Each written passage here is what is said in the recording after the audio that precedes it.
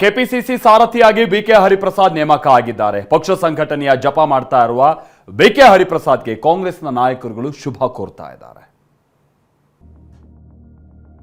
ರಾಷ್ಟ್ರ ಮಟ್ಟದ ಸಂಘಟನಾ ಚತುರನಿಗೆ ಕೆಪಿಸಿಸಿ ಅಧ್ಯಕ್ಷ ಸ್ಥಾನ.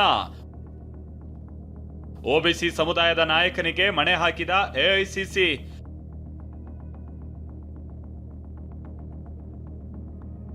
ಬಿಕೆ ಹರಿಪ್ರಸಾದ್ ಕಾಂಗ್ರೆಸ್ನ ಕಟ್ಟಾಳು. 3-4 ದಶಕಗಳ ಕಾಲ ರಾಷ್ಟ್ರ ಮಟ್ಟದಲ್ಲಿ ಪಕ್ಷ ಸಂಘಟನೆ ಮಾಡಿರುವ ಚತುರ. ಹಿಂದುಳಿದ ವರ್ಗಗಳ ಇದೇ ನಾಯಕನಿಗೆ ಈಗ ಕೆಪಿಸಿಸಿ ಅಧ್ಯಕ್ಷ ಸ್ಥಾನ ಸಿಕ್ಕಿದೆ. ಕರ್ನಾಟಕ ಪ್ರದೇಶ ಕಾಂಗ್ರೆಸ್ ಸಮಿತಿಯ ಹೊಣೆಯನ್ನ ಹೈಕಮಾಂಡ್ ಬಿಕೆ ಹರಿಪ್ರಸಾದ್ ಹೆಗಲಿಗೆ ಹಾಕಿದೆ. ಅಧಿಕಾರ ಬೇಕಿದ್ರೆ ಡಿಕೆ ಜೊತೆಗೆ ಹೋಗಿ, ಪಕ್ಷ ಸಂಘಟನೆಗೆ ನನ್ ಜೊತೆ ಬನ್ನಿ. ಡಿಕೆ ಸಿಎಂ ಆಗಿ ಪಟ್ಟಕ್ಕೇರಿದ್ದಾರೆ. ಬಿಕೆ ಪಕ್ಷದ ಸಾರಥ್ಯ ವಹಿಸಿದ್ದಾರೆ. ಡಿಕೆ ಮತ್ತು ಬಿಕೆ ಜೋಡಿ ಮೇಲೆ ಹೈಕಮಾಂಡ್ ಸಾಕಷ್ಟು ಭರವಸೆಯನ್ನ ಇಟ್ಕೊಂಡಿದೆ. ಇದೇ ಜೋಡಿಗೆ 2028ರ ವಿಧಾನಸಭೆಯ ಜೊತೆಗೆ 2029ರಲ್ಲಿ ಲೋಕಸಭೆ ಸಮರ ಗೆಲ್ಲುವ ಟಾಸ್ಕ್ ಅನ್ನ ಮುಂದಿಟ್ಕೊಂಡೇ ಜವಾಬ್ದಾರಿ ವಹಿಸಲಾಗಿದೆ. ಈ ಇಬ್ಬರ ಮೇಲೆ ಸಾಕಷ್ಟು ನಿರೀಕ್ಷೆಗಳ ಭಾರವೂ ಇದೆ. ಅದಕ್ಕಾಗಿ ಬಿಕೆ ಹರಿಪ್ರಸಾದ್ ಪಕ್ಷ ಕಟ್ಟೋರು ನನ್ ಜೊತೆಗೆ ಬನ್ನಿ, ಅಧಿಕಾರ ಬೇಕಾದವರು ಡಿಕೆ ಜೊತೆಗೆ ಹೋಗಿ ಅಂತ ಸಂದೇಶ ಸಾರಿದ್ದಾರೆ. ಬಿಕೆ ಆಡಿದ ಈ ಖಡಕ್ ಮಾತು ರಾಜ್ಯ ರಾಜಕೀಯದಲ್ಲಿ ಸಂಚಲನ ಸೃಷ್ಟಿಸಿದೆ.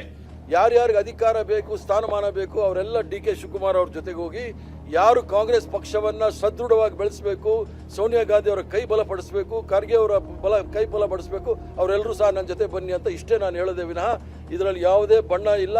ರಾಹುಲ್ ಗಾಂಧಿ ಅವರು ಹೋರಾಟ ಮಾಡ್ತಾ ಇದ್ದಾರೆ, ಮಲ್ಲಿಕಾರ್ಜುನ್ ಖರ್ಗೆ ಸಾಹೇಬರು ಮಾಡ್ತಾ ಇದ್ದಾರೆ, ಸೋನಿಯಾ ಗಾಂಧಿ ಅವರು ಮಾಡ್ತಾ ಇದ್ದಾರೆ, ಪ್ರಿಯಾಂಕಾ ಗಾಂಧಿ ಅವರು ಮಾಡ್ತಾ ಇದ್ದಾರೆ. ನಮ್ಮ ಹೋರಾಟವನ್ನು ಅವ್ರು ಮಾಡುವಾಗ ಅವ್ರಿಗೆ ನಾವು ಶಕ್ತಿ ತುಂಬಬೇಕಾದ್ರೆ ನಾವು ಸಹ ರಸ್ತೆಗಿಳಿದು ಹೋರಾಟ ಮಾಡಬೇಕು. ಇತ್ತ ಕೆಪಿಸಿಸಿ ಅಧ್ಯಕ್ಷ ಸ್ಥಾನ ಕೈತಪ್ಪಿದ ಬಗ್ಗೆ ಪ್ರತಿಕ್ರಿಯೆ ನೀಡಿರುವ ಸಚಿವ ಸತೀಶ್ ಜಾರಕಿಹೊಳಿ 2028ಕ್ಕೆ ಸಿಎಂ ಸ್ಥಾನದ ಆಕಾಂಕ್ಷಿ ಅಂತ ಈಗಲೇ ಖರ್ಚಿಫ್ ಹಾಕಿದ್ರು. ಸಿದ್ದರಾಮಯ್ಯ ಅವರು ಅಧ್ಯಕ್ಷ ಇದ್ರ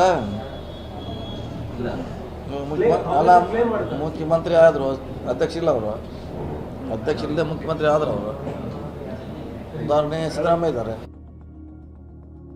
ಅಂತೂ ಡಿಕೆಶಿ ಬಳಿಕ ಕಾಂಗ್ರೆಸ್ನ ಚುಕ್ಕಾಣಿ ಬಿಕೆ ಹರಿಪ್ರಸಾದ್ಗೆ ದೊರೆತಿದೆ. 2028ರ ಚುನಾವಣೆಗೆ ಸಂಪನ್ಮೂಲ ಕ್ರೋಢೀಕರಣ ಸೇರಿ ಅವರ ಮುಂದೆ ಸಾಕಷ್ಟು ಸವಾಲುಗಳಿದೆ. Bureau report, TV9.